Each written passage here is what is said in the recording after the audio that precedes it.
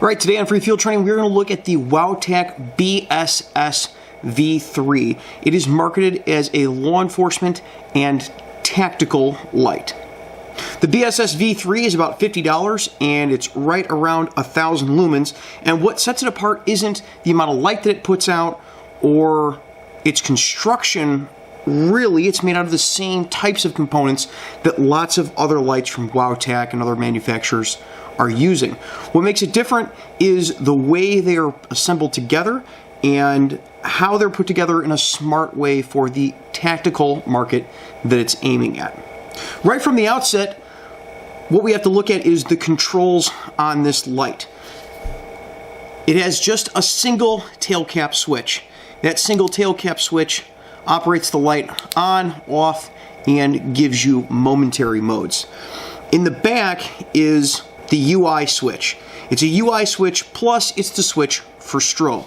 So where this comes into play is you can turn the light on and push the button to go between low, medium, and high.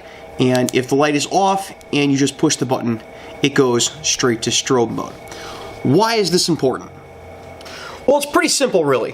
When you hold a flashlight and you're going to use it against another person in a tactical environment, what you're doing is you're holding the light in your hand with your thumb on the end cap most of the time. That's how we see it used. That's the most likely use that people are going to put it in, especially strong hand. Even weak hand, if you're using it with a pistol, you're using your thumb on the end cap. What this allows you to do is to orient the light in your hand in such a way as when you're using it in that manner, you can get instant activation of the strobe without having to flip the light around. You can also turn the light on and change modes without having to flip the light around in your hand. You don't have to turn the light on and then switch it around to push buttons or turn the light off again and press the end cap button to switch modes. You can have the light on if you decide you need more or less.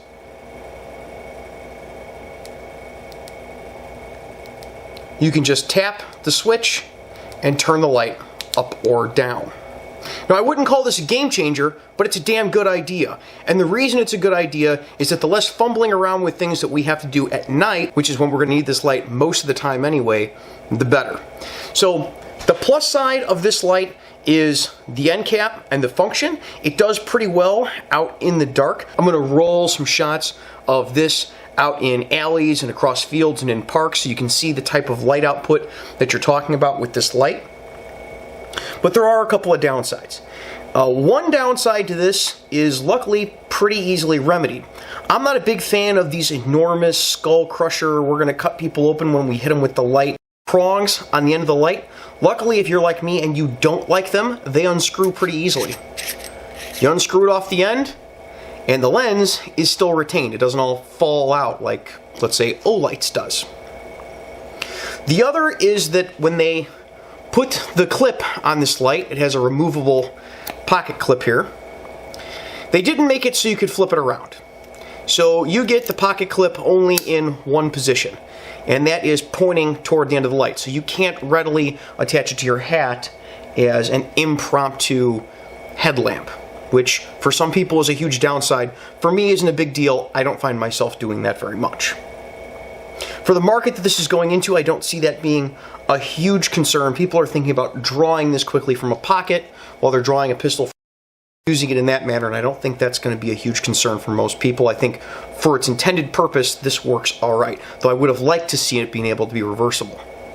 The other thing that I see as a little downside to this light is that it doesn't have any guard around the button on the end. As you can see, although the button is pretty easy to activate because there's no guard around it, nothing protects this light. There aren't little guards around the outside edges. So if you get yourself into a situation where you've put this in a pocket and you bump it, the light's going to come on. You could have that thing where the light's on in your pocket and you go to use it a little while later and the thing's dead.